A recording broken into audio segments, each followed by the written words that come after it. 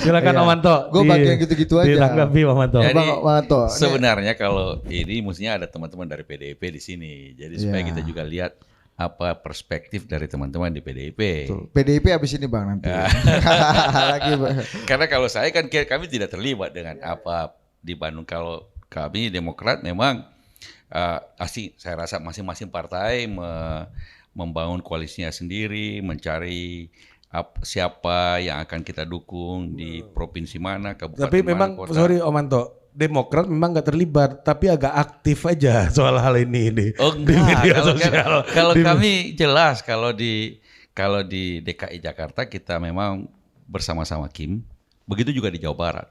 Karena kami nggak punya calon sendiri. Kita udah cari-cari kalau di DKI Jakarta, rasanya belum ada yang bisa kita ajukan sebagai calon nomor 1 atau nomor 2. Di Jawa Barat sebenarnya ada calon kita, tapi Dede Yusuf kita ajak, Dek maju, Dede. Waduh, dia bilang, gua kan udah pernah nomor 2, kalau gua nomor 2 lagi malas, kalau nomor 1 mau, tapi nomor 1 gua nggak siap. Jadi, terus kemudian kita cari yang kalau nomor 2 kira-kira ada mantan Bupati Karawang 2 periode Selika. Kita, ayo maju, tapi sama juga. Saya di DPR, kebetulan terpilih di DPR. Dede Yusuf juga terpilih di DPR. Biasanya kalau sudah terpilih di DPR, disuruh maju pilkada, agak ya tidak terlalu antusias. Kenapa? Harus mundur. Jadi Jawa Barat kita juga tidak punya calon sendiri. Sehingga akhirnya kita putuskan kita sama-sama dengan Kim. Di Jakarta Kim mencalonkan Pak RK dan Pak Suswono. Kalau Pak Suswono memang kami kenal lama karena dulu adalah menterinya Pak SBY dari PKS. Ya, Pak Menteri Pertanian waktu itu. Satu angkatan dengan saya waktu itu. Jadi kalau di Jawa Barat itu Bung Deddy Mulyadi sama wakilnya adalah Erwan. Erwan dulu ini kami kenal lama juga karena lu pernah Demokrat juga dulu. Jadi itu posisi kita kita nggak ikuti waktu itu, waktu masih belum ada putusan MK kan masih pakai kursi, sehingga memang kita sebenarnya agak khawatir kalau Kim terlalu semua ke situ tidak punya lawan. Tapi dengar-dengar kemudian belakangan ada Pak Darmo Pongrekun, ini orang Sulawesi juga ini, bintang 3, maju lewat independen dan ternyata lolos. Jadi paling tidak ada lawan di situ. Kalau di Jawa Barat rasanya akan banyak lawan karena PKS pasti akan maju sendiri mungkin, PKB bisa maju sendiri dengan putusan Mahkamah Konstitusi. Apalagi dengan putusan Mahkamah Konstitusi memang belakangan membuka celah PDIP bisa mencalonkan sendiri. Berarti Jawa Barat juga sama juga. Tidak lagi bisa terkunci misalnya untuk tidak mencalonkan siapa-siapa, tapi bisa mencalonkan. Memang pertanyaannya PDIP akan mencalonkan siapa? Nah kita tahu di PDIP semuanya tergantung dari Ibu Mega, persetujuan Ibu Mega. Dan itu artinya you never know, artinya siapa yang kita tidak punya interaksi langsung, teman-teman wartawan mungkin juga tidak punya interaksi langsung, paling dari teman-teman yang ada di DPR RI, bagaimana nih, you mau calonkan siapa? Kadang-kadang kita komunikasi dengan teman-teman dari partai-partai lain, karena kita juga mau tahu, kalau koalisi belum cukup kan kita, kira-kira you kemana, kita bisa sama-sama atau tidak bisa sama-sama, sehingga mungkin kita bisa sama-sama. Buktinya Demokrat, ada yang kita bersama-sama Kim, tapi ada kita jalan sendiri. Bahkan juga sama-sama PDIP, sama-sama partai-partai lain, termasuk Nasdem, PKB, dan sebagainya. Karena semua partai mau begini. Paling tidak kita mau kalau bisa nomor 1 kader kita. Calon gubernur atau calon bupati atau wali kota. Kalau tidak bisa, ya nomor 2 lah. Kadang-kadang kalau tidak bisa nomor 1, nomor 2, kita cari-cari ada nggak yang bisa dinaturalisasi, ikut-ikut PSSI, kan begitu. Nah, kita cari itu kemungkinan. Kalau tidak, ya kira-kira kita sama-sama Kim. Itu semangatnya kita sama-sama Kim. Sehingga Alhamdulillah kalau di Demokrat kita semuanya bisa mengusung di semua 37 provinsi, di 500 lebih kabupaten kota, hanya satu tempat yang kita punya kursi yang tidak bisa mengusung karena ada persoalan lokal politik di sana. Tapi intinya memang karena peta politik lokal masing-masing daerah beda-beda, jadi tidak bisa semua harus di Kim, nggak mungkin juga. Buktinya kita tidak sama Kim di beberapa banyak tempat karena kita punya kader sendiri. Sulawesi Utara kami punya Ketua DPD Eli Lasut, maju calon gubernur. Golkar lari, pergi sama-sama Gerindra. Ya nggak apa-apa juga, kita bisa jalan sendiri kok. Di tempat lain kita justru sama-sama partai lain lagi. Di sini partai lain lagi. Tapi di tempat lain di mana kami tidak punya kader, terus terang kami pasti akan bersama-sama Kim. Nah, Bang, tapi kalau kita tadi tangkap cuacanya Bang Geis, dari cuacanya Bang Geis itu kita menangkap ada semacam sentimen bagaimana kan Partai Demokrat juga tergabung dalam Kim Plus gitu kan. Ada kesannya gimana mengcornering atau bahkan menggunakan abuse of power. Betul. Untuk melakukan penjegalan yang kepada Mas Anies dan PDI Perjuangan lah gitu. Cuacanya Abang tangkap juga seperti itu. Kalau terutama saya cuma bisa bicara soal Demokrat pasti tidak. Ya kita pilih calon kita sendiri aja. Bahwa kalau kami mencalonkan yang lain karena menurut kami tak mencalonkan RK ya menurut kami ingin sama-sama Kim di situ. Di Jawa Barat juga kami ingin sama-sama Kim. Bukan karena apa dan sebagainya. Tapi memang begini. Kalau untuk taraf pilkada, kalau Anda tidak masuk bagian dari partai politik, memang susah. Saya boleh bertanya. Kalau pilkada ya. Catatan Abang soal Mas Anies. Karena kan kita semua gimana? partai ingin, tadi kalau bisa kader kita nomor 1. Kalau tidak nomor 2. Kalau tidak naturalisasi. Artinya mungkin dia mantan ASN, mantan polisi, atau apa. Kemudian masuk kasih KTA Demokrat. Jadi dia mewakili Demokrat di dalam kompetisi pilkada. Ini sebentar dok, Gitu. Untuk lebih konkret. Saya tuh nggak suka yang bahasanya yang plastik bahasa enggak. Saya marah ketika Demokrat ingin diambil alih. Menurut saya itu jahat. Saya marah. Dan Anto juga tahu itu. Tweet saya itu. Saya ingin bertanya kepada Anto sebagai seorang doktor, seorang intelektual yang saya kenal lama, bukan pertanyaan sebagai Anto yang mewakili Demokrat, tapi Anto yang teman saya sama-sama di masa kuliah. Melihat kondisi kemarin, partai ditarik sedemikian rupa hingga kan niatnya memang tidak ingin ada lawan kan. Niatnya memang tidak ingin ada lawan karena pada saat itu tanggal 19 ya, sebelum ada putusan MK, PDIP tidak mungkin bisa mencalonkan. Apa sikap Anda selaku seorang dokter politik melihat demokratisasi yang dirusak habis seperti itu? Kalau kami, jangan kami, Anto sebagai seorang dokter. Kalau saya senang ada kompetisi politik. Karena itu ketika kita Kim sepertinya tidak bakal kotak kosong di Jakarta, saya khawatir. Saya sampaikan itu sama Pak SBY, sama Ketum. Ini nggak baik kalau tidak ada kotak kosong di sini. Harus ada lawannya. Cuma bagaimana dapat lawannya?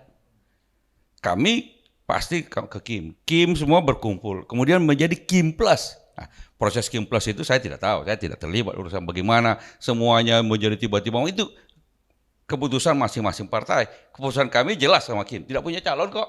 Kenapa kita mesti sama orang lain? Ya sama-sama Kim dong. Di tempat lain juga begitu. Kalau Gerindra nggak punya kader di situ, kita aja sama-sama Demokrat dong. Nah, itu jawabannya kalau masih sebagai Demokrat kagak jadi gunanya. Ya enggak dong. Enggak, saya nanyanya Anto seorang dokter intelektual yang tidak mewakili Demokrat. Tapi kemudian di DKI Jakarta ada calon independen. Begitu ada calon independen dan itu terus terang saya tahu Dharma Pongrekun. Dia nggak di setel mau maju. Dia mau maju, mau coba. Bintang 3 mau coba. Lalu kemudian ternyata lolos. Saya terus merasa bagus. Paling tidak ada kompetisi politik di situ. Kemudian ada Mahkamah Konstitusi. Belakangan ada Mahkamah Konstitusi. Oh, PDIP bisa jalan juga. Tapi terus terang, saya memang nggak yakin PDIP akan mencalonkan Anies. Kenapa bang? Sebagai ilmuwan politik, Ya. ideologinya memang beda. Paling tidak dari sisi teman-teman di PDIP. Bagi teman-teman yang pendukung Anies sama juga. Susah nih ketemunya kan. Tapi kalau itu pun mau, itu hak PDIP. Karena sebagai partai.